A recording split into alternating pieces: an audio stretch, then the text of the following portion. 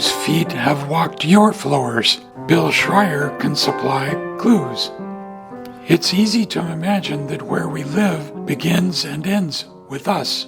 Bill Schrier is proving otherwise. By assembling an illustrated history of his house in West Seattle's North Admiral neighborhood, he's setting a potent and universal example. For nearly a half-century, Schrier and his family have lived there.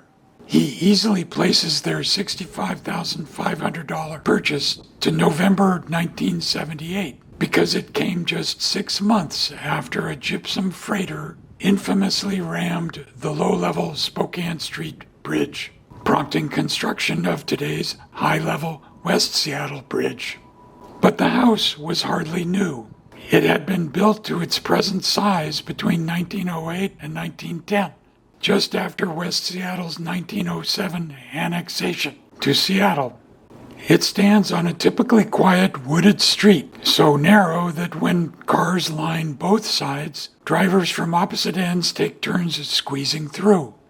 Though appearing smaller, the plain early-style structure has 3 floors, including a daylight basement encompassing 6 bedrooms, 2 kitchens, and 2 dining rooms. Over the years, the house was remodeled, inside and out. What intrigues Schrier more is whose feet once walked its floors. Here's a sampling of inhabitants. Millard F. Mitchell, a self-described farmer, bought the in-progress home from noted engineer surveyor Richard Stretch and lived there through 1914 with his wife Jenny and 5 children.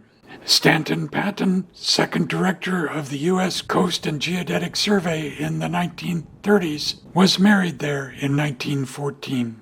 Edmund Bordage, Sr. and Jr., lived there in the 1930s, both later serving in law enforcement, the dad as a county sheriff's deputy and the son as a police chief in Longview.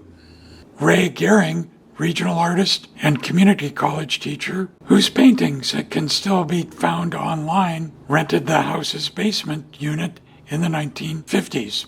These particulars and countless others derive from city, county, and state records, newspaper archives, and genealogical data uncovered by Schrier, a former police officer and retired government official who, for 9 years, directed 200 staff as Seattle's chief technology officer. Aiding his eye for detail is his wife, Kathy, a longtime public high school journalism teacher who directs the Washington Journalism Education Association.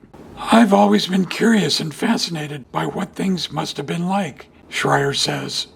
There's satisfaction in understanding our place in history. Scratching that itch of fascination gives me pleasure. So far, Schrier's project, which still awaits his family's own saga, tops 40 pages. The book's specifics provide a roadmap for tapping readily available information that is normally invisible.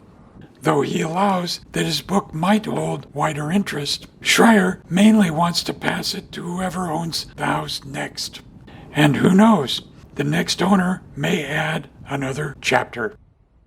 In our first then photo, what later became the Schrier home at 1917 46th Avenue Southwest is shown circa 1937.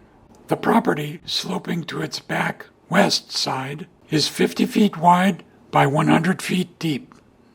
In our second then photo, with a significantly altered exterior, the home is shown February 9th, 1951. In our third then photo, engineer surveyor Richard Stretch, who laid out the street grid for northern West Seattle, is shown in an 80th birthday Seattle Times profile, June 30th, 1918.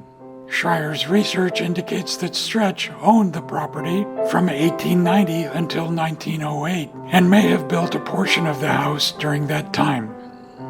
Today, clockwise from left, Bill and Kathy Schrier stand with grandson Jack Parr, daughter Laura Parr, and son-in-law Ryan Parr. The home is a member of the family, says Laura, who grew up there. There's a life this house had before we lived in it, and it's meaningful. Also today, Bill Schrier shows his grandson, Jack Parr, 10, a box holding a Seattle Times front page from July 24, 1941. While remodeling the home, Schrier discovered that the newspaper was used as wall insulation.